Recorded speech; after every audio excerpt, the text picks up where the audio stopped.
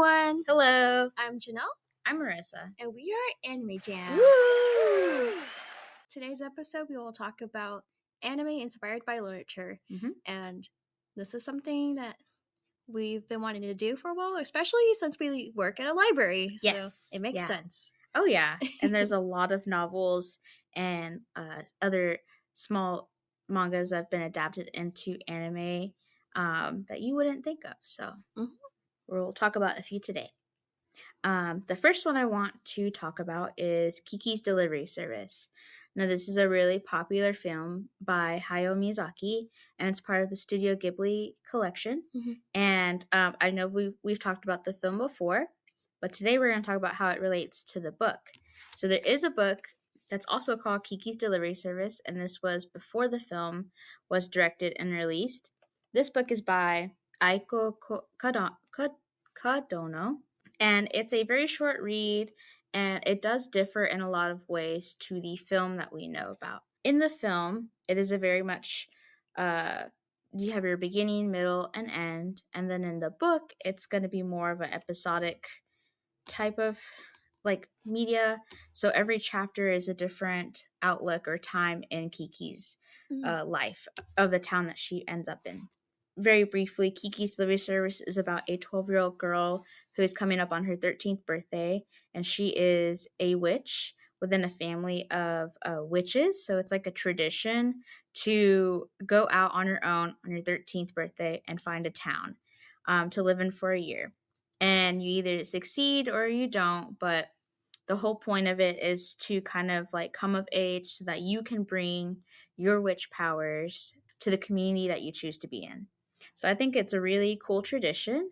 In the film, Kiki is accompanied by Gigi, her cat, but in the book, she's also accompanied by a black cat with the same name, Gigi. In the book, the cat is actually the cat is male, and it's more of a sarcastic, wisecracky kind of cat. Like the personalities are different from the book to the film. So when Kiki starts off in the film, she leaves her home very fast. It's like maybe 5 minutes within the film, she's gone. And she sets off to go find a town of her own. And she stumbles upon a thunderstorm, and it causes a lot of trouble with her in terms of flying and whatnot. So she crashes down into a train and takes a nap. So the train is traveling to a seaside town, and she wakes up and she's not really sure where she's at anymore, and it's very confusing. And in the movie, she meets a nice woman who owns a bakery, and she develops a partnership with this woman to deliver her baked goods to other customers because Kiki can fly. And the movie is very much a coming of age story about trying to find identity and what happens when you lose your magic. And it can be translated very well into being an artist. And so sometimes when you're an artist, you lose part of that magic within you in terms of painting or drawing or having your muse, I guess. Like creator's block. Yeah, like creator's block. So in the movie, Kiki starts to struggle with that. She doesn't really know why she came to the town to begin with, and she's asking herself do I want to be a witch still? Is this something that's right for me? Because her magic hasn't come in yet. She can only fly. And so she also turned her hobby, which was flying, into a job. And so it has its tedious moments in between those where she's making deliveries, but she doesn't get there fast enough, or she gets attacked by a bunch of crows on her way to make a delivery. And so it just turns into a menial task, and she kind of dreads doing this job now, which before she loved flying. And so she loses her magic and can no longer fly. And in the book, that never happens. She doesn't lose her magic at all. But you can tell where Miyazaki's going with this in terms of the film, and she's kind of stuck now. And there's a few scenes where it shows that she becomes very isolated, and she doesn't talk to Gigi anymore in the film because they can no longer communicate. She feels like because she lost her magic, she can no longer understand Gigi, and so Gigi goes back to meowing and whatnot. And Kiki's really sad because now she can't even communicate with her best friend, which was Gigi. Luckily, though, Kiki runs into a woman in the forest named Ursula, and she is a artist. She paints and draws, and she lives in this cabin by herself. And Kiki first meets Ursula when she does get attacked by the crows in the film and drops down, and Ursula, kind of helps her out and gives her a stuffed cat or something like that. It helps her with her delivery. And so in the book, Ursula is mentioned, but she's never really a character. And so that's what I like about the film, is that Ursula is more expanded on and has more of a role in encouraging Kiki to keep trying. And so after a particularly really bad delivery in the film, Kiki runs into Ursula again, and Ursula's like, hey, let's just spend a day where we relax and do things. So they go have a picnic. They talk late into the night about what makes them sad and how they can possibly get their magic back. And Ursula says a really she gives Kiki a new perspective on how to think about her losing her magic. And so when her and Kiki meet up, Ursula shows Kiki this enormous painting, and it's really beautiful. I'll put it here so everyone can see. But it's a painting in which Ursula says she could not do if it wasn't for Kiki. And so she tells Kiki, sometimes we struggle with finding the magic within ourselves. And that's okay. We just need to stop and take a break. So it's very much self-care. Yeah. Because she's like, how are you going to be able to fly and do all this magic when you aren't taking care of yourself either? And so Kiki was like, wow, that's a fresh perspective. Yeah. And yeah, therapy. It was really cool. Yeah. She really needed to hear that. But Kiki, talks to Ursula and says, I've been trying already. I keep trying to fly and I can't. There's nothing else for me to do. So she has still a very pessimistic view of this. And Ursula just tells her, yeah, it is going to be hard. She says basically, nothing good comes easy. And so you're going to have to keep trying, but it wouldn't be worth it if you didn't have to work that hard for it. And I was like, oh, wow, okay. And so she takes a whole nother role in this film versus the book. In the book, she's not even really named. She's just a character. Yeah. So I really liked that about Miyazaki, including that aspect. I don't know if it was directly him, but in the film, that's how it is. Between Kiki's delivery service from the book and film, I would say the book is more lighthearted. It is more episodic, so you can really just jump into any chapter. It also details quite a bit about her time in at home. So in the film, Kiki takes 2 minutes to leave. But in the book, as I was reading it, this is a couple of chapters of her leaving home.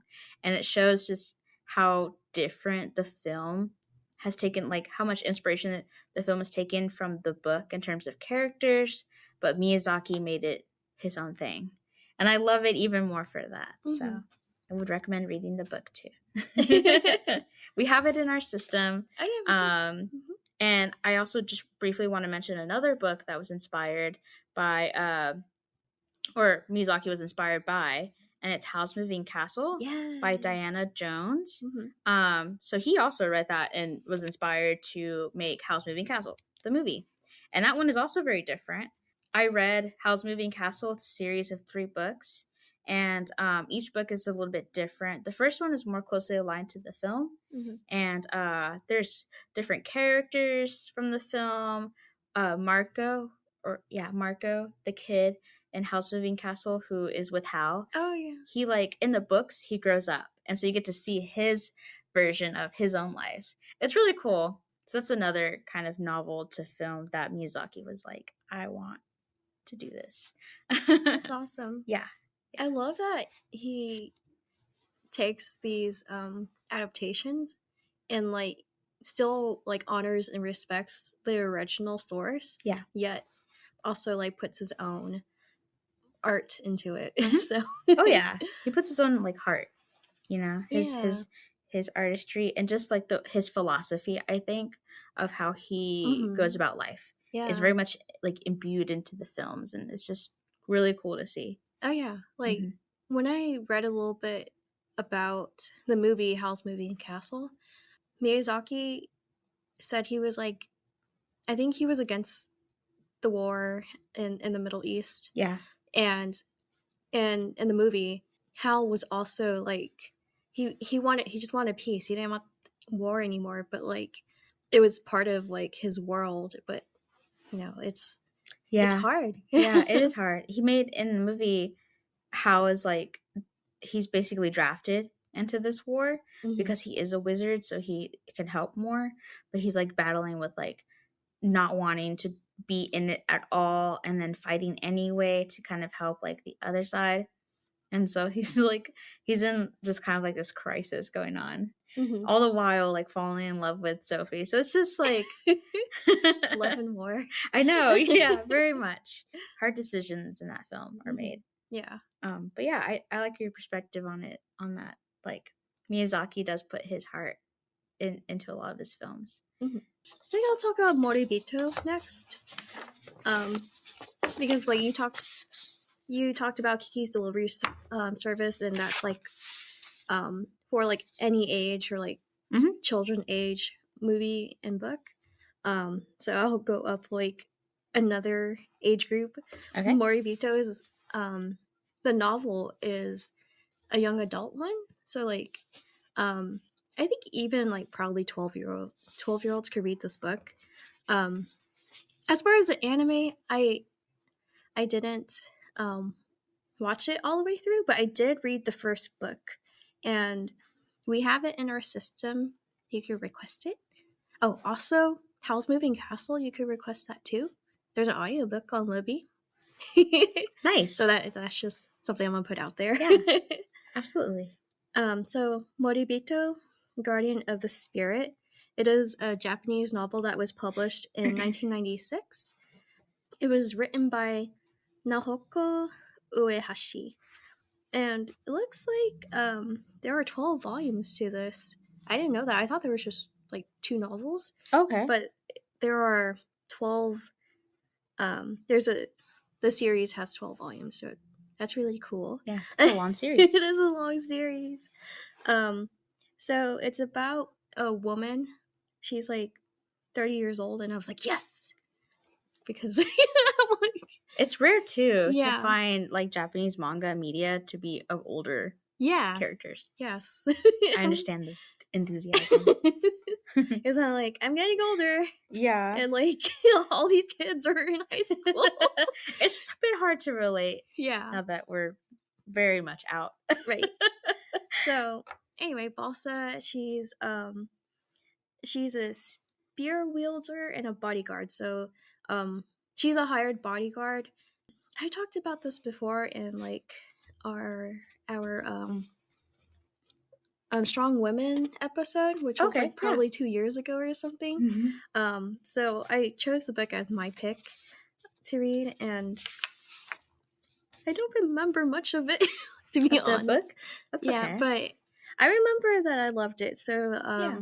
Balsa is hired by, I believe it was the queen, to protect her son, who is holding the water demon egg in his body. Like it was implanted in him. Like he had nothing to do with it, and so Right. like now people are after him. Right. Balsa is taking care of the prince, and they go on a long journey to find safety for him, because people are constantly going after them because of like what's inside of him could like really change the world. And it's a like fantastical story, which I really like. He can kind of go into like the spirit world, but I don't know if he's like controlling that. I forgot, it's been a while. So but he could like go from the spirit world back to reality. I just recommend the book. Cool. You can watch Yeah. the anime. I'm not sure if it's on Netflix. Okay. It used to be on Netflix, but I'm not sure if it's there anymore. But The anime, from what I watched, was pretty good. I do recommend reading the book because I think it goes more into detail and it has a lot of good imagery in it. Like I could still picture like all the details, Nice. like how the valley looked and like the fields and stuff. So I thought that was really good. So okay, cool. With a lot of like adaptation from book to novel or from book to film or series, there's going to be some like tweaked details and lost details of scenery and whatnot. Oh yeah. So and like from the cover of the novel, the clothing looks more. I don't know how to describe it, but it looks fancier. okay. Or like the clothing just looks more elegant, I guess, compared to like what Balsa was wearing in the anime. But what's the time difference between the book and the anime? It was published in 1996. Oh, okay. Yeah, and then the anime came out in 2008. Oh, and another mention about the series. It was a recipient of the Batchelder Award, an ALA Notable Children's Book in 2009. Wow, okay. So I was like, oh, ALA, that's really good. ALA is American Library Association. I wonder what the Batchelder Award is. Yeah. I am unfamiliar with that award, but I'm sure Beth can tell us. Yeah. I think she might be familiar. That's really cool, though. Yes. It must have been very popular and notable for it to get such an award. Oh, yeah. Makes me want to read it now. Yeah, it's a really good read, especially if you like fantasy and magic. Cool. And characters that can kick butt. Yes. Strong women characters. Yeah. We love to see it. Mm-hmm. Okay. So for my next one, this will be my last one. But I came upon this kind of on accident and I ended up loving it. So the next one I want to talk about is the Tatami Galaxy. So there is a book and then there is a series. Tomihiko Morimi writes The Tatami Galaxy and Penguin Highway. Yeah. So they are very similar books, I think, in terms of like Morimi's inclusion of like surrealism and just like a lot of weird magical elements in it. So the film is directed by Masaki Yuasa, and Yuasa also has directed things like Night is Short, Walk On Girl, and many other things. So it's He did ping pong. Sorry. No, it's okay. I got excited. I'm glad. So the Night is Short, like Walk On Girl, is not necessarily a sequel. It's just it takes place in the same universe as the Tatami Galaxy. Oh, okay. Yes. That's why the art is very similar. Correct. Yeah. I like the neon colors. Or like, I don't know, the art is just so different. It's really good. Oh, yeah. Yeah. I'm going to get into that.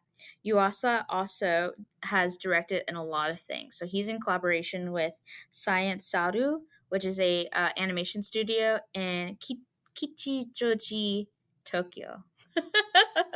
It's actually a really poppin' neighborhood, but besides the point. He's directed things like Ping Pong, the animation, Devilman Crybaby. He's worked with animators on Keep Your Hands Off Eziokin, and he worked a little bit on Adventure Time. So cool. He's very talented. His like viewpoint on directing is interesting, and so this talk's gonna be more about like the book and versus the film or the series.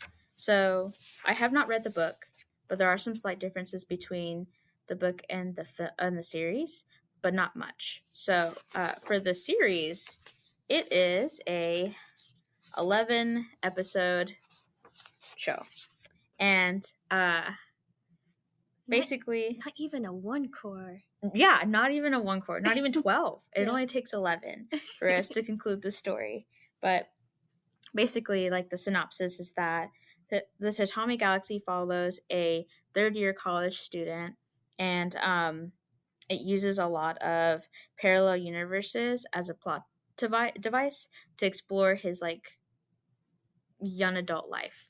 And so uh, this character is named Watashi, and What? in Japanese, Watashi just means I am. Mm-hmm. And so he's an unnamed character in this story, and I think that's the same for some of Morimi's books, where the main protagonist, becomes unnamed. So I thought that was really cool when I was first watching the series, was that they kept calling him Watashi, and I was like, that sounds like really familiar, and I remembered that it's just the part of I am. So like if you were to say your name is, since I'm a woman, it would be like watashi wa, and then I'd say Marissa. But for him, he gets no second part. So it's kind of like you can just insert yourself into him. He's like a vessel for which you look out. Which I think is Whoa. cool. I Yeah. don't know if that's how the author and the director wanted that to happen, but that's how I took that. Yeah. So basically, Watashi is in his third year, and he has a friend named Ozu, and him and Ozu get into a lot of trouble together. Ozu and Watashi call themselves the Black Cupids, so they've like declared war on love, and they basically try to ruin everybody else's chances in finding love at Yeah. their university. The first episode is fast. It is so crazy. And like Janelle mentioned, the art style is like very unique, and she really likes it because of the colors and stuff. That like art style continues on throughout the entire series. Mm-hmm. So when you first start up the show, it's going to show like real life images and videos against 2D animations. So it's really interesting. It splices all that together. And as Watashi goes along in his journey of college, you realize that the show is set up in terms of time travel. So, at the start of every episode, Watashi joins a club.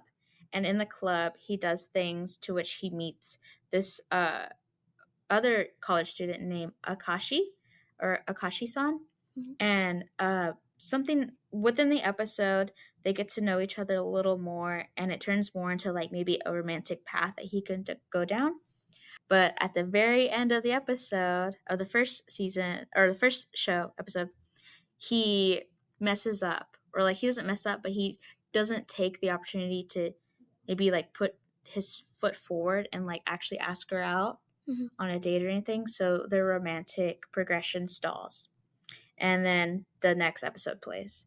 And so it's really cool how Yuasa directs that, because in the first episode, Watashi is getting thrown off of a bridge, and it's kind of like that record scratch where it's like, you might be wondering how I got here. Oh, yeah.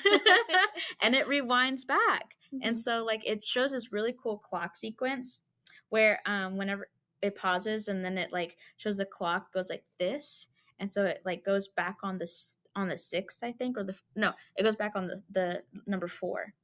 And so then the clock rewinds, and it plays this really epic ending song by her name is Etsuko Yakushimaru. I love the ending. It is amazing. She's like a fabulous singer and artist. So it plays that ending song, and literally like the ending of the first episode blends in with the second episode beginning. And I really like that aspect and detail of the series. So the show itself is a little more episodic too. Each episode, there's 11, includes some form of time travel. So when he goes back in time, he's trying to rectify that like misstep he had at the very end, where he doesn't really get to know Akashi, and he joins another club. So each episode, he joins like a tennis club, or he joins a running club, or he joins art, or he joins a film club. It is like all these different clubs. In the book, there's only 4 chapters, so there's only 4 different timelines in which he can go back and try to correct his mistakes. The only person who knows that he's time traveling is himself. He's learning from his prior mistakes and trying to do better. The whole series is focused on him. I guess his first perspective of like college, he had rose-colored glasses. So he thought that he would get like a girlfriend and, you know, just have this like really cool romance and have like 100 friends. He says in the first episode, I thought I would have 100 friends by now. Mm-hmm. But by his 3rd year, that's not true. He only has 1. That's okay. Yeah, it's totally fine. It wasn't what he thought he would have at that point in time. And so the whole series is basically Watashi grappling with the fact that you can't go back into the past. There are a lot of things that you could have done. This series explores like those what ifs of, oh, if I had just gotten a coffee later, would I have not gotten in trouble, right? Or like if I didn't go to school, where would I be right now? If I went to school and didn't take that job offer, where would I be right now?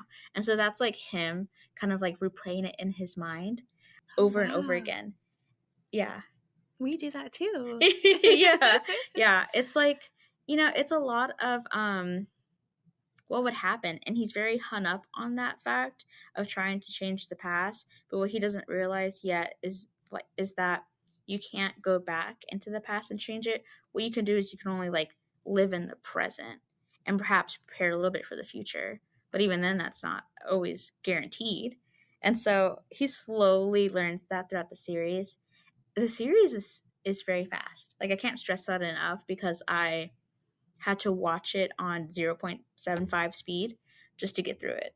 Oh my god. He speaks very fast. Well, I think the translation is also a little bit off, but Watashi himself is just in this like ring of overthinking, and he's just like going miles an hour on overthinking. And as the show progresses, you can see him slowing down, and that's him like aging and realizing that, hey, I'm going to stop because I can't change the past anymore. I'm going to stop time traveling and accept my present. Dang. Yeah. That's deep. Yeah, it's a very deep film. Yeah. There could be so many things you could take away from it personally. How it differs from the book is just that instead of 11 chapters, there's only 4. And 4 is a very like symbolic number because death. Sorry. Death? You just said death. I mean, and I think it's in kanji, I think. Like the number 4, there's like 2 ways to say it, but shi can also, it means 4, but it also sounds like the word for death. Okay. Or something. Cool. Yeah. Maybe Beth could elaborate more on that. Yeah, I didn't know that either. I just know that in the book, it's the 4 is elaborate because in tatami mats, when they're styled and made, you have 4 planks that go along, and then one square in the middle. And so 4 is symbolic in that way for the book and the film. The music, like the original soundtrack to the series, is really cool. So Asian Kung Fu Generation made most of the songs. Oh my god, that's so cool. Yeah, like the beginning is Asian Kung Fu Generation.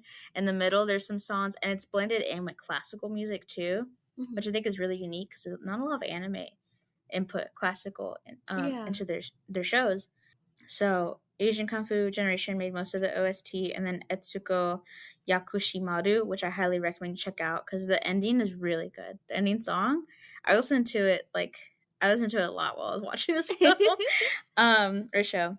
So yeah, I think the difference between like the book and the film is just that like it takes a shorter amount of time for Watashi to realize what's going on and how he can't really fix the past, but he could just be in the present, and that we shouldn't dwell too much on the what ifs and like the potential scenarios that could have happened, more so on like who we are now and what we're going to do about it for the future. I love that. Yeah. That's beautiful. Yeah, I loved thank you. I loved this series. And I look forward to reading the book. So I believe we have the series in our collection. You just have to order it because it's on Blu-ray and like DVD. Oh, okay. Nice. So I like to add on to Night Ashori Walk On Girl. If I remember correctly, I think there was more jazz music. So, and it was really bizarre too. Like everything was just chaotic. Yes. And I liked that. And the movie's more for adults. I'm not sure about, well, maybe the series is too. Yeah, Tatami Galaxy is centered on a third-year college student. Yeah. So it's gonna have adult themes in it. Right. So in the movie Night is Short, the main girl, she is just getting drunk. So like there's a lot of drinking involved, and she just everywhere she goes, like I guess she could hold her liquor. That's interesting you say that, because I haven't seen the Night is Short movie yet, but I think Yuasa, he incorporates a lot of alcoholism into his films. So like in Tatami Galaxy, there are a lot of scenes in which the characters get like inebriated and they can't think correctly. Yeah. And I think it plays along with like just young adulthood in general, when you get to college and you're just trying to find like your freedom, I guess, you know. You're more liberated in that aspect, and so you're willing to try a lot of things. And in this case, he's using alcohol to show that the characters, normally when they act one way in his series, they get all red in the face, and that's how you can tell that they're like pretty, you know, drunk. And like they make mistakes. Yeah, I like the visuals on that. The visuals are amazing. Yeah. Like this series, I haven't even really heard of it. Like no one's talking about it, and maybe they did when the series came out, but nowadays, like I don't hear anything about it. I didn't even know about it. Jason told me about this series, and he really liked it, and so I was like, okay, I guess I'll watch it. But yeah, like the use of art, the use of colors, they're very like there's so many. I've never seen an anime use like this type of green before. You know, like it was just it was interesting. I feel like the colors are exaggerated, but yeah, and not like so overpowering. It's like I don't know. I the just contrast is brighter. Yeah, it's like super bright. Yeah, and the drawings in terms of like what how he draws the characters they're like simple. They're like super flat and simple. But it conveys still a lot of emotion in them. And he took inspiration from Tatami Galaxy's cover art. I don't know who drew that. I think it was the author who drew that, but he took inspo from the cover art I'll put here to make the characters for the Tatami Galaxy film. So, or show. Yeah, nice. Yeah. Can I also add on something else? Yeah, absolutely. With ping pong. Yeah. That was adapted from a manga. I only saw a little clip of ping pong. My husband loves the animation so much, so he showed me a clip of a ping pong match between a Japanese individual versus a Chinese individual. And you don't see in a lot of shows like they're speaking their native language. And I really love that aspect of it, because I'm like, usually when you're watching like an anime in Japanese audio, everything's going to be in Japanese. But I love that they included the Chinese dialogue in it, because it just feels more authentic, you know? And the animations also, it looks simple, but it's, I don't know how to describe it. It's just really well done in a non-traditional way. Yeah, very non-traditional. Yeah. I just call it like unique because I've never seen anything like it. Yeah. And I really enjoy how they incorporate like, well, in Tatami Galaxy, it incorporates real like videos with the 2D animation. So you see like Watashi walking down like this alleyway, but there's a bunch of people behind him. The people are real. And like the video is just like super distorted. It looks like an early 2000s music video. And then like you just have this anime character in the middle. It's just interesting. Yeah. Totally. So I enjoyed it. I recommend you watch the series and read the book, because I think I'm going to read the book too, just to see if Watashi's ending is different. Oh, that would be really interesting. Yeah. Lastly, I will talk about Paprika. Paprika is a film that came out in 1993. I'm sorry. The novel came out in 1993, and the movie came out in 2006. 2006, yeah. So there's like a little over a decade in between. It was written by Yatsutaka Tsui. I butchered that. Sweet. We'll put the name here. Yes. Paprika is about it's like in the near future where scientists are developing a way to go into one's dream using a device. In this case, they use the DC Mini, and it's like a device that you put on your head or like around your ear. The other person wears it, and you're like connected. This is used for psychiatric patients to go into their dreams and to like kind of do like a deep dive of like their psyche and like to understand certain things, like why you have this trauma, or I don't know. I see. Yeah. I think in the beginning you see the detective, I forgot his name here, but a detective uses the DC Mini, and there's a woman nicknamed, or code word, I'm not sure, nicknamed Paprika, and she kind of guides him into his dream. And then this is like in the beginning of the story, he's like at a circus, and you see him like kind of patrolling the circus, and then like he's talking to another person, and you realize it's Paprika. She's just like popping up in like different parts of the dream. And what is really cool is like every time something happens, it's like it changes the whole scenery. So it's like, wow. One part, Paprika, she like grabs something, and like I think it was like a briefcase or something, and then she smashes it on like some bad guy's head, and then it switches to like her using a guitar to hit someone in the head, and the scene is like in another setting. Yeah. So that's just like another transition. And then it does this several times. You see the detective, and he's looking straight on into like this hotel hallway. It looks like a hotel to me. And he witnessed someone getting shot, and then like someone else was running away. And so he's trying to run towards this this person.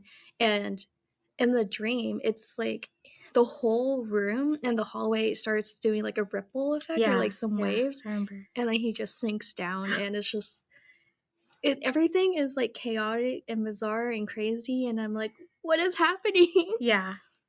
Has a lot of like, is this fiction or is it like reality? Like what's actually happening in the show? It's very hard to follow for me when I was watching it. Yeah. I was like, what's going on? But that's dreams, right? Like Exactly. when you have dreams, it's like you're drinking milk, and then the milk turns into like a bunch of rabbits, and then you're in a farm, like a field, and you're like, oh my gosh, and you turn left and your teacher's there, and you turn right and like a cow can speak in 5 languages. Like it's just really weird. Yeah. I'm not talking about experience here. Like I didn't have that dream, but I like that you came up with that just now. I'm a creative person. Yes. I agree with you. It's very chaotic. Yes. And so you're just following along with the movie and trying to piece together like what is, I mean, you could kind of tell what is real, but then like sometimes it will just switch up on you and like, ha, this is a dream, or I don't know.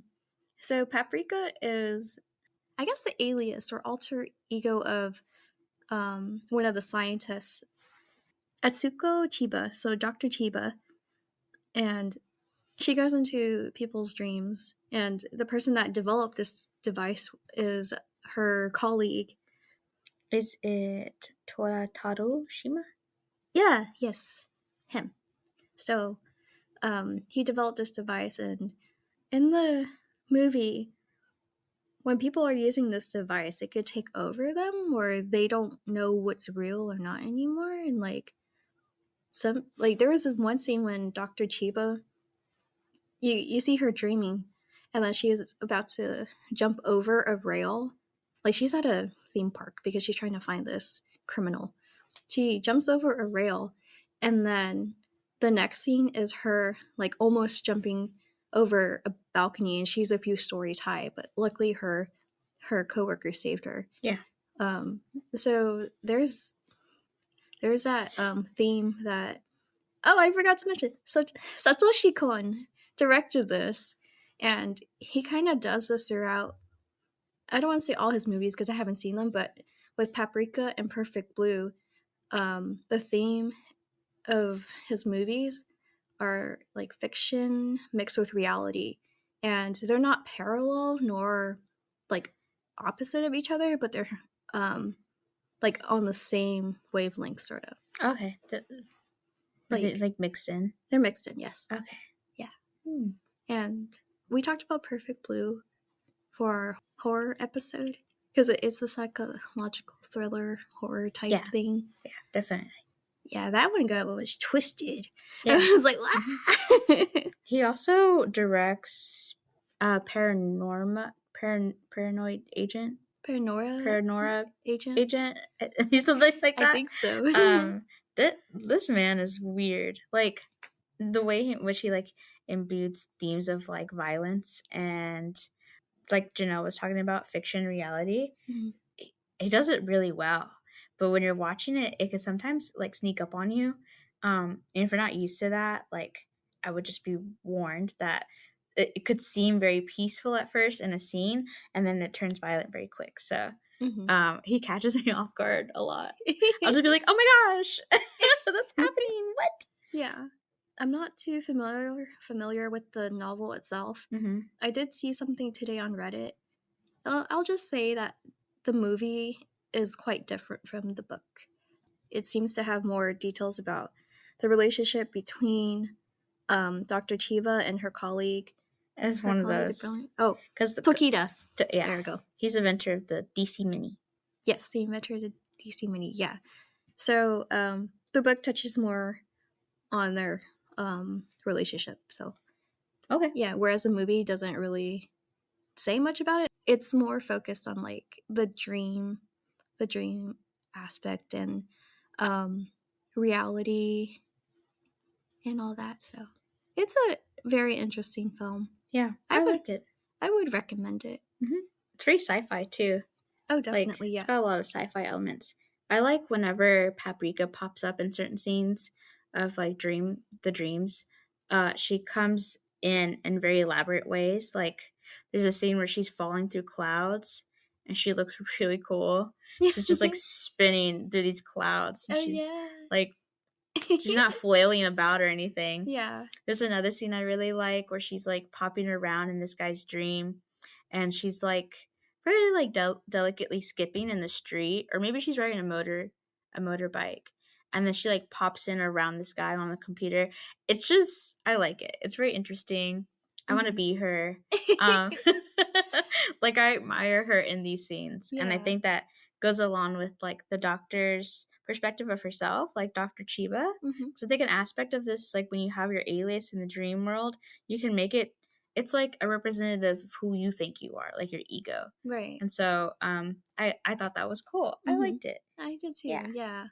I like this one part when all of them were like in a dream, like toward the climax of the, or like during the climax of the movie. They were like in the city, and then her colleague Tokita, he was like in this robot form. He like devours Dr. Chiba, like in her actual Dr. Chiba form, not Paprika. He's like, oh, this is a little bland. It needs a little spice. It needs paprika. And I was like, I like that play on words. Oh yeah. I watched it in English for one because like the subtitles on the Blu-ray was white, so like that against the movie, I couldn't really read it that well. So, but the dub is really good. So, you can watch it either way. It's good.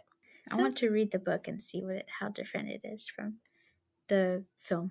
Oh yeah, I wonder where we could find it. Maybe Interlibrary Loan.